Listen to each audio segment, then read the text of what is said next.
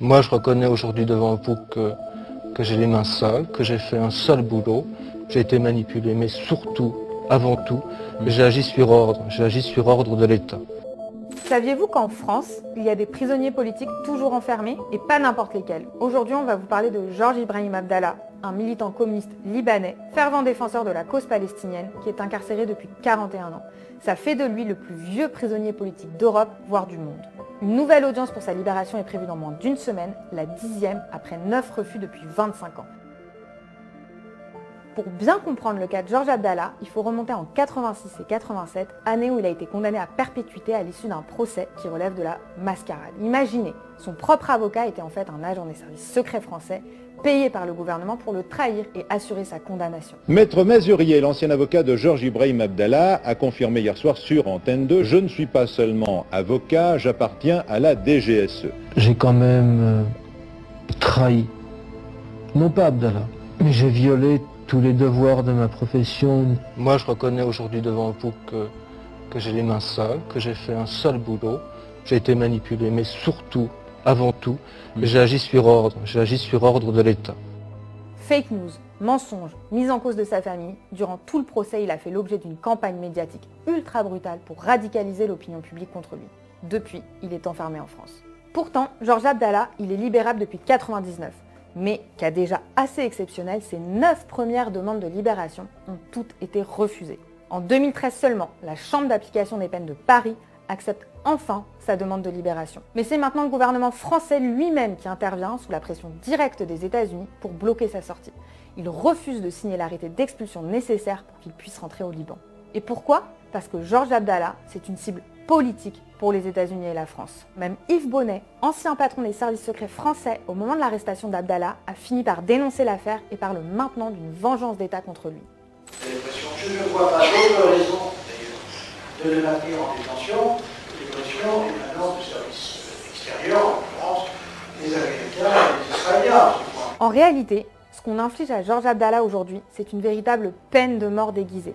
Car à 73 ans, et après plus de 40 ans derrière les barreaux, la France refuse toujours de lui rendre sa liberté. Et c'est pourtant interdit par les textes internationaux. En 2021, la Cour européenne des droits de l'homme a même condamné la Hongrie pour avoir infligé plus de 40 ans de détention, ce qu'elle considère comme un traitement inhumain et dégradant. Donc une chose est claire, même sans partager la stratégie ou les positions politiques de Georges Abdallah, exiger sa libération, c'est un enjeu démocratique majeur pour toutes celles et ceux qui disent défendre les libertés publiques. L'affaire Abdallah, elle commence pas aujourd'hui, et du début à la fin, c'est une histoire qui donne à voir le vrai visage de la démocratie libérale. La France, c'est pas franchement le pays des droits de l'homme, c'est un régime ultra brutal qui est prêt à tout, et notamment à bafouer les droits démocratiques les plus élémentaires.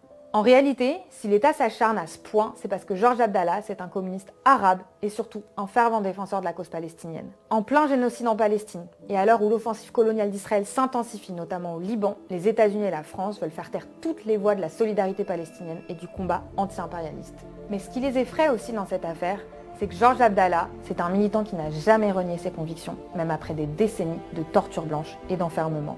L'État craint plus que tout que des figures d'un militantisme résolu puissent devenir des exemples pour les jeunes générations qui rejettent largement cette société faite d'exploitation, de misère et de guerre. Pour toutes ces raisons, nous devons exiger que l'acharnement envers Georges Abdallah, qui n'a que trop duré, cesse définitivement et qu'il soit enfin libéré.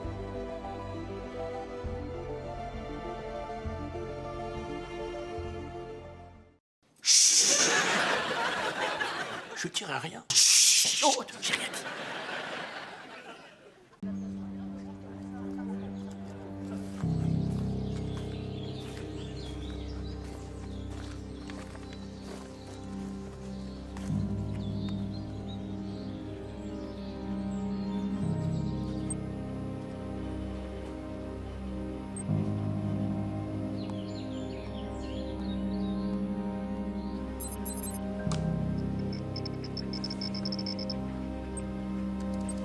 On fait quoi?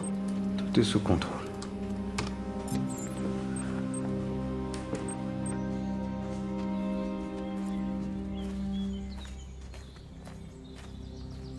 Le renseignement est un art, un métier difficile, parfois dangereux.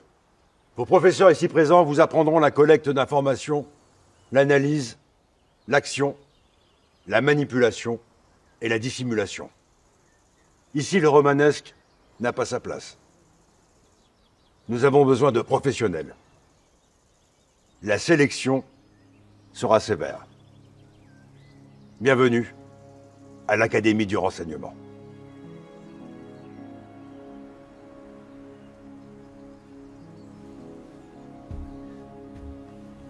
Envoyez.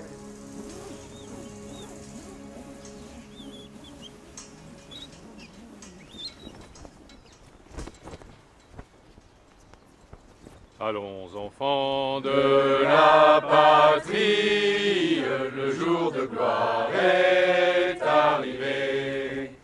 Contre nous de la tyrannie, l'étendard sanglant élevé, l'étendard sanglant élevé.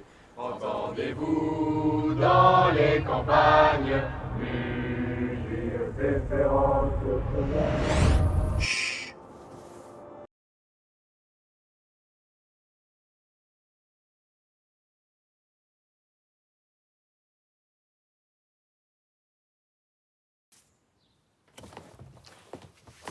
C'est vrai ça? Maman, je te jure que c'est pas moi. Voilà, vous êtes contente? Mais... Allez, va te moucher, mon gros. Mon grand. Oh, le menteur. Il peut pas se défendre tout seul, votre jeton? Non, non, non, non, non.